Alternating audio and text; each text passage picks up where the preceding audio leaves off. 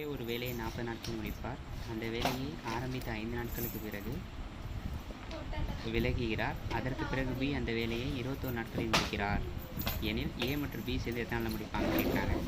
அப்போ ஏ வந்து ஒரு வேலையை 40 நாளில் முடிப்பாராம். 5 நாட்கள் வேலை பார்த்துட்டு போயிடுறாரு. அப்போ 35 நாட்கள் வேலை இருக்குது ஏவோடது.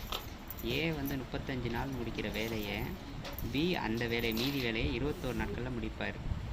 ஓகேங்களா? அப்போ 35க்கும் 21க்கும் எல்சிஎம் எடுக்கணும். அப்போ எல்சிஎம் எடுத்தோம்னா எல்சிஎம் வில் பி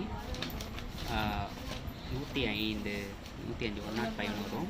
அப்போ அந்த 105ல் ஏவை அடித்தோம்னா நமக்கு எவ்வளோ வரும்னா 3 வரும். 105 டிவைடட் பை 35 அடித்தோம்னா ஒரு நாளைக்கு 3 கேக் செய்கிறாருன்னு அர்த்தம். அதேமாதிரியே 105 டிவைடட் பை 21 அடித்தோம்னா 5ன்னு வரும். அப்போ ஏ ஒரு நாளைக்கு செய்கிறது 3, பி செய்கிறது 5. ஓகேங்களா?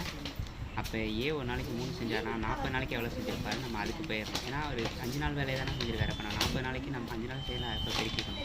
அப்போ 120ன்னு வரும். 40 × 3 120. அப்போ இந்த 120 தான் மொத்த வேலை.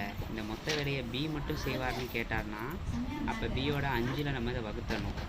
பியும் ஏவும் சேர்ந்து கேட்குறாங்க. அப்போ பியும் ஏவும் சேர்ந்து எவ்வளோ, 3 + 5 எவ்வளோ, 8. அப்போ 8ல் அடித்தோம்னா நமக்கு 15ன்னு வரும். 120. 8 × 120. இப்போ ஆன்சர் வந்து 15.